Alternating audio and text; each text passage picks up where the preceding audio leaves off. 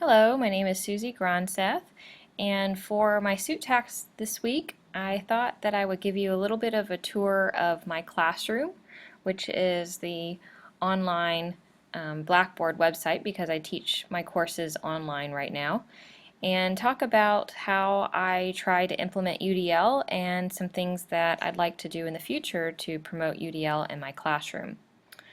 So I teach at the University of Houston, and currently I'm teaching 3 courses. So I'm going to just pull up the website for the Integrating Technology into the Curriculum course, which is the course that the students are participating in the SOOC this semester. So in the course site, I try to set up things consistently so that students who take courses from me know what to expect, where things are. And so I have a home page when students log into the class that have announcements and a messages area, and always at the top information on how to contact me. The announcements are sent out weekly, and I started doing this to just remind students about what things are going on, how they can participate in the class when things are due, and so those are sent out every week, and then they're also linked to the course materials that they pertain to that week. And so I do this to help with organization, just to make sure that that communication is there and that students know what's expected for every week. I've really worked on the course materials area of my course sites over the years and trying to set them up so that they make the most sense. And I've come up with the organization of having a folder for every week of the class, and then each week pertains to a particular section within a module.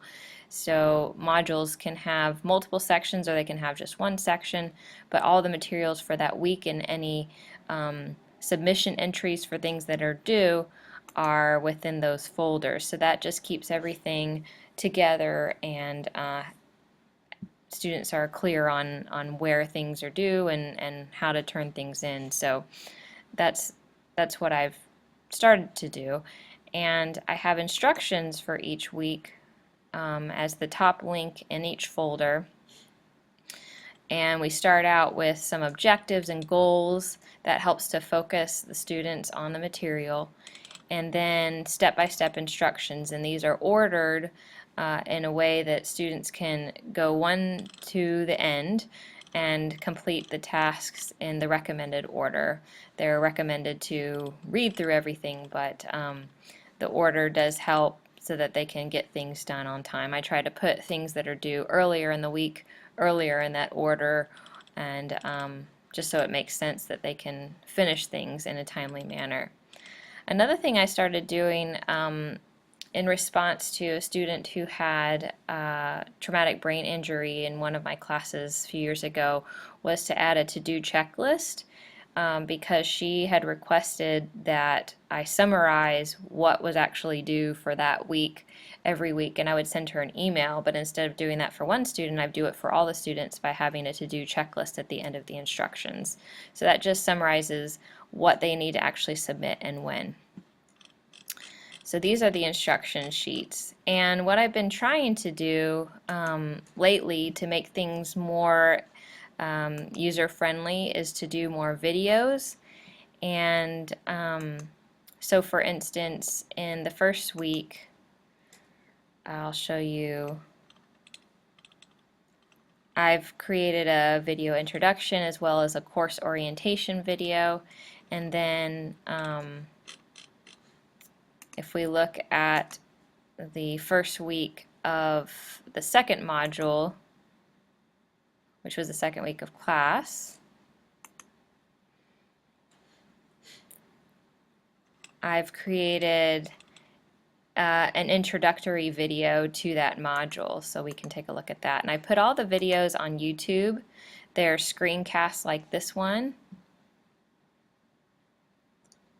and they just give an introduction to what's happening in that module and to just set the stage for what's expected in the module, any kind of activities that happen in the module like a quiz or a project, those kinds of things. I put links to any handouts or other resources that they can access within those screencasts. So that's something that I'd like to do more of, and you can see over on the side some of the suggested ones are other screencasts that I've made, and I've got over 100 screencasts now on a variety of topics and introductions to different modules, but that's an area that I can certainly grow in. And for some of the classes, I transcribe the screencasts so that students with limited English or who want to just see the transcript or use a screen reader to have the transcript, I do provide those. But I'd like to find out more about the closed captioning in YouTube to make it more user-friendly. So that's about all for now. And I appreciate that you taking the time to look at this task, and I look forward to talking with you about it in the Google Plus community.